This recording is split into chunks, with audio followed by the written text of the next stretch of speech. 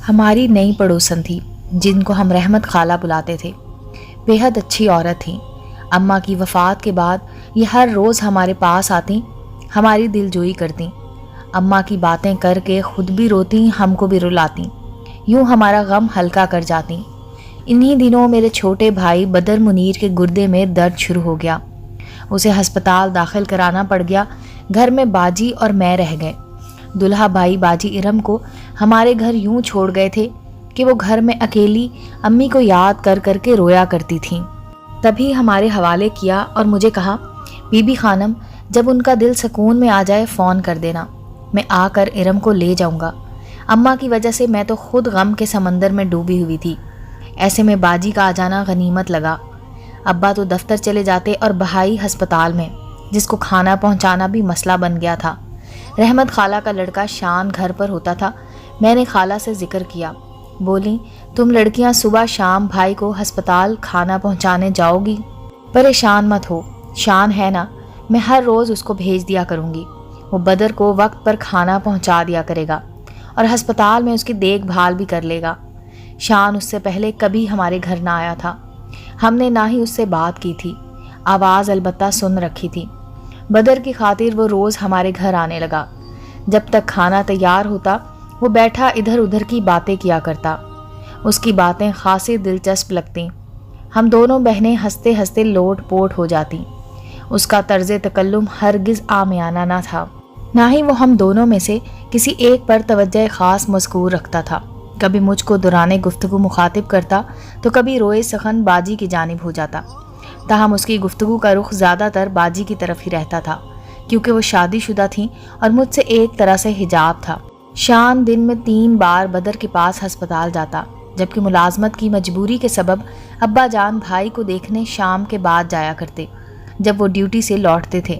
یوں میرے والد کو بھی شان نے ایک بیٹے کی مانند آسرا دے دیا تھا۔ رفتہ رفتہ باجی کے انداز اور رنگ ڈھنگ بدلنے لگے، لب و لہجہ اور چہرے کے رنگ گلابی ہوتے جا رہے تھے۔ وہ شان سے خاص ادا کے ساتھ بات کرنے لگی۔ میں ان کے اطوار دیکھ دیکھ کر پریشان ہو رہی تھی۔ بڑی بہن تھی سو کچھ کہہ بھی نہ سکتی تھی۔ شان کو آنے میں ذرا دیر ہو جاتی ان کا برا حال ہو جاتا، ان کی بے چینی قابل دید ہوتی۔ جو ہی وہ ہمارے گھر میں قدم رکھتا باجی کو سکون مل جاتا، جیسے ایک بڑی چنتا کے چنگل سے نکل آئی ہوں۔ کچھ دن تو میں یہ سب برداشت کرتی رہی۔ جو ہی ان دونوں نے غلط انداز سے ملنا شروع کیا مجھ سے برداشت نہ ہوا۔ تہیہ کر لیا کہ باجی کے ان عیبوں کا میں پردہ نہ رکھوں گی، کم از کم کسی بری گھڑی کے آنے سے پہلے والد صاحب کو تو آگاہ کر ہی دوں گی، تاکہ وہ باجی کو ان کے گھر بھجوانے کی جلدی کریں اور شان کا گھر میں آزادانہ آنا جانا بھی بند ہو جائے۔ 1-2 بار باجی کو دبے لفظوں یاد دلایا کہ ان کا گھر بار ہے اور اتنا اچھا شوہر ہے، ان کو اپنے شوہر کا خیال کرتے ہوئے اپنے گھر چلے جانا چاہیے۔ انہوں نے مجھے گھورک دیا کہ یہ میرے باپ کا گھر ہے، جب تک جی چاہے گا رہوں گی، جب شوہر اور والد کو میرے یہاں رہنے پر اعتراض نہیں تو تم کون ہوتی ہو مجھ کو احساس دلانے والی۔ مجھے حیرت تھی کہ باجی کو کیا ہو گیا ہے، ان کو اپنے گھر، بچوں، حتیٰ کہ دلہا بھائی کا بھی خیال نہیں آتا تھا۔ وہ اکیلے پریشان ہوتے ہوں گے جبکہ ان سے اتنی محبت کرتے ہیں۔ یہ اتفاق کہ جس روز میں نے ابا جان سے سب کچھ کہہ دینے کی ٹھانی، اسی دن ابا جان وقت سے پہلے گھر آ گئے اور انہوں نے باجی اور شان کو اکیلے کمرے میں قریب بیٹھے دیکھ لیا۔ وہ دروازے کے پاس کچھ دیر خاموش کھڑے رہے، نہ جانے انہوں نے ان کی کیا باتیں سنی کہ چہرہ غصے سے لال بھبوکا ہو گیا۔ باجی سے تو کچھ نہ کہا، لیکن شان کو گھر آنے سے منع کر دیا۔ بولے میں نے آفس سے چھٹی لے لی ہے، خود بدر کے پاس جایا کروں گا۔ میں نے شکر کیا کہ جلد بازی سے کام نہیں لیا، ورنہ باجی کے دل میں میری طرف سے بال آ جاتا اور وہ کبھی مجھے معاف نہ کرتی، حالانکہ میں تو ان کی بھلائی چاہتی تھی۔ ابا جان نے داماد کو فوراً بلوا بھیجا کہ تمہارے بچے پریشان ہوں گے، آ کر ارم کو لے جاؤ۔ سندیسہ ملتے ہی عباس بھائی چلے آئے، لیکن ہم سوچ بھی نہ سکتے تھے کہ باجی دلہا بھائی کے ساتھ اپنے ہی گھر جانے سے انکار کر دیں گی۔ اب تو ابا جان کی پیشانی پر تفکر کی لکیریں ابھر آئیں۔ میں الگ اندیشوں میں ڈوب گئی تھی۔ 2 بار دلہا بھائی ان کو لینے آئے اور یہ نہ گئیں، بلکہ اپنے میاں سے صاف صاف کہہ دیا کہ وہ اب کبھی گھر نہیں جائیں گی۔ شوہر بیچارہ سکتے میں آ گیا اور ابا جان کا خون کھولتا تھا۔ مگر شادی شدہ بیٹی پر ہاتھ اٹھانے سے بے بس تھے۔ باجی پھر شان سے ملنے لگیں۔ وہ دن یاد کرتی ہوں تو آنسو نکل پڑتے ہیں۔ رات بھر سوچتی اور تمام شب جاگتے بیت جاتی ہیں۔ ان دنوں میرا بھانجا منور 4 برس کا تھا اور بھانجی گٹو 8 سال کی تھی۔ یہ دونوں دادی کے پاس تھے۔ ان کا پیار یاد کر کے کلیجہ کٹتا تھا، مگر سنگ دل باجی اپنے بچوں تک کو فراموش کیے تھیں۔ مجھے اپنی کٹھور دل بہن سے نفرت محسوس ہونے لگی۔ سوچتی تھی یہ کیسی ماں ہے، اپنے معصوم بچوں کی محبت جس کا دامن نہیں کھینچتی۔ ان کے بچوں کی شکلیں یاد کر کے میں رات کو رویا کرتی۔ کبھی میری ہچکیاں بند ہو جاتی تھیں، تکیا میں منہ دبا لیتی اور دم گھٹتا ہوا محسوس ہوتا۔ سوچ سوچ کر جب نڈھال ہو گئی تو ایک خیال ذہن میں آیا کہ اگر میں اپنی محبت شان کے دامن میں ڈال دوں اور وہ میری جانب متوجہ ہو جائے تو شاید اس طرح باجی کا گھر اجڑنے سے بچ جائے۔ اس بازی میں جیت یقینی تو نہ تھی، پھر بھی میں اپنا سبھی کچھ داؤ پر لگانے کو تیار تھی۔ ہر صورت اپنی بہن کا گھر آباد دیکھنا چاہتی تھی۔ میں خالہ سے سلائی سیکھنے کا بہانہ کر کے ان کے گھر جانے لگی۔ ابا جان کو علم نہ تھا کہ میں ان کے وہاں جانے لگی ہوں۔ ادھر باجی دل میں یہی چاہتی تھی کہ میں کچھ دیر کو گھر سے چلی جاؤں تو شان کو بلا لیں۔ مجھ سے اکیلے میں یہ مہم سر ہونے والی نہ تھی۔ میں نے ہمت کر کے مگر ڈرتے ڈرتے شان کی بہن دردانہ کو رازداں بنایا۔ وہ ایک اچھی اور سمجھدار لڑکی تھی۔ اس نے حالات کی نزاکت کو سمجھتے ہوئے میرا ساتھ دینے کا وعدہ کیا، اور مجھے اعتراف ہے کہ اگر کہانی میں یہ اہم کڑی شامل نہ ہوتی تو میں کبھی شان کو اپنی طرف توجہ نہ کر پاتی۔ دردانہ نے مجھے شان سے بات چیت کرانے اور اعتماد میں لینے میں مدد دی۔ وہ ہم کو کمرے میں بٹھا کر خود چائے بنانے کے بہانے چلی جاتی تو مجھ کو شان کے ساتھ اکیلے میں بات کرنے کا موقع مل جاتا۔ شروع میں تو میں نے لڑکیوں والی ادائیں دکھائیں، مگر بعد میں صاف گوئی سے کام لیا۔ دردانہ شان کو آمادہ کرتی کہ وہ ہم کو سیر کرانے لے جائے، یوں ہم گاڑی میں بیٹھ جاتے۔ اب میں سہیلی کے گھر جانے کے بہانے شان کے ساتھ اس کی گاڑی میں جانے لگی اور ہم گھر سے باہر بھی ملنے لگے۔ وہ یہ کھیل اپنے لیے نہیں بلکہ اپنی شادی شدہ بہن کو شان سے دور کرنے کی خاطر کھیلا تھا، تاکہ ارم باجی شان سے مایوس ہو کر اپنے گھر لوٹ جائیں۔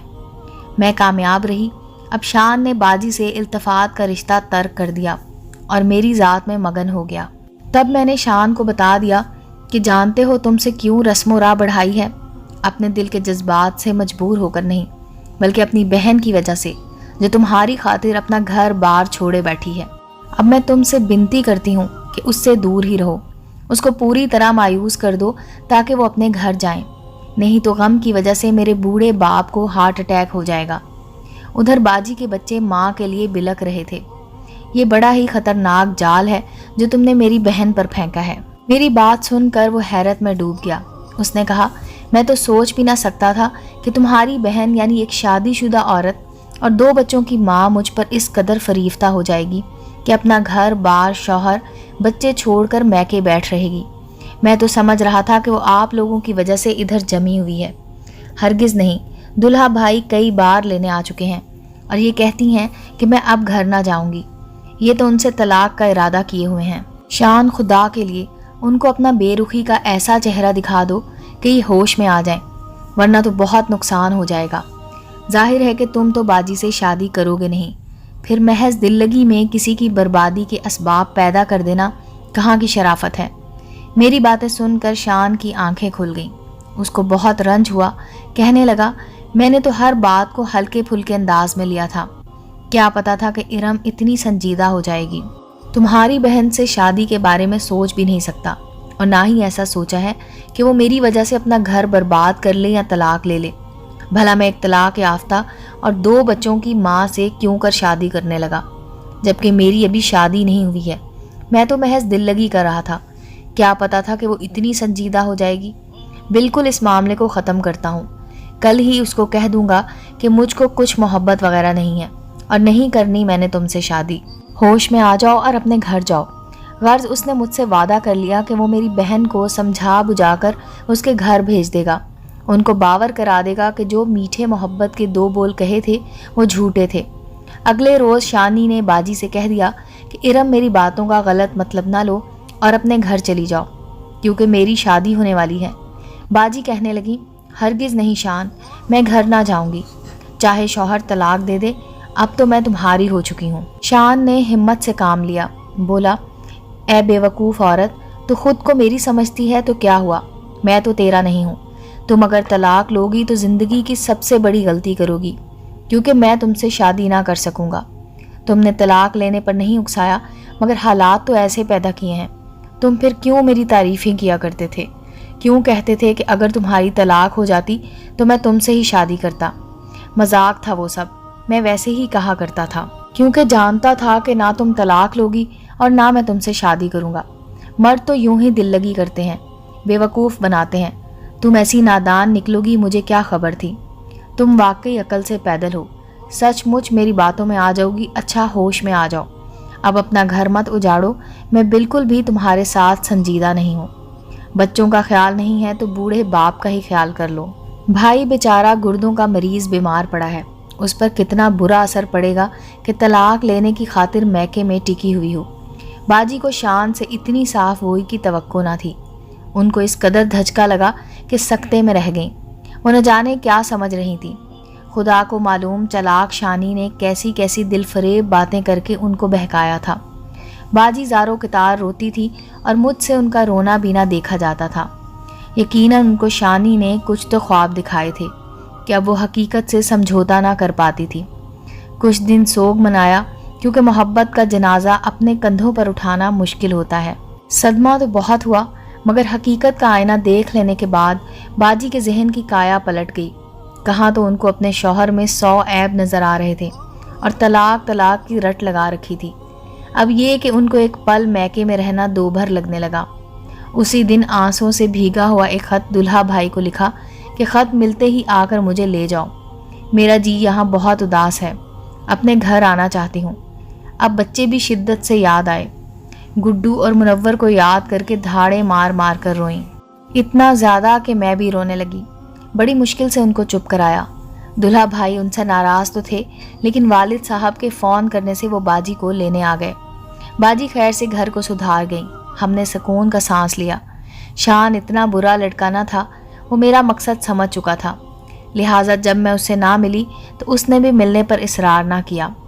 उसके बाद ये किस्सा बखैर व खूबी अंजाम को पहुंचा, यूं कि मेरी शादी हो गई किसी और से, और वो भी किसी और का दुल्हा बन गया। चूँकि हम दोनों के दरमियान हमारी दानस्त में मोहब्बत का नहीं बल्कि समझौते का रिश्ता था। जुदाई या ना मिलने का गम क्यों होता, बल्कि हम दोनों के दिलों में एक दूसरे के लिए अच्छी यादें ही रह गईं। ताहम ये अजीब बात थी कि जब मैके जाती जी चाहता कि शान को देखूं, एक झलक ही देख पाऊं। दिल में एक कसक सी जागती थी। ये कैसा जज्बा था जिसको मैं हरगिज़ मोहब्बत का नाम देने पर आमादा न थी। और वो एक रोज़ उसकी बहन दुर्दाना मिली। उसने बताया कि शान ने तूबा से शादी तो कर ली, मगर वो तुमको अब तक भुला नहीं पाया। दरअसल वो तुमसे वाकई मोहब्बत करने लगा था, मगर तुम्हारी बहन को बेवकूफ़ बनाने की अपनी गलत हरकत की वजह से तुमसे इस कदर शर्मिंदा था कि इसमें तुम्हारे सामने जुर्रत इजहार भी न रही थी। कहता था कि दुर्दाना, अगर मैंने खानम को कह दिया कि मैं तुमसे मोहब्बत करता हूँ, यकीनन वो यही समझेगी कि पहले मेरी बहन को बेवकूफ़ बनाया है और अब मुझे बना रहा है। इरम से धोखा करके मैं वाकई खानम जैसी अच्छी लड़की के लायक नहीं रहा हूँ।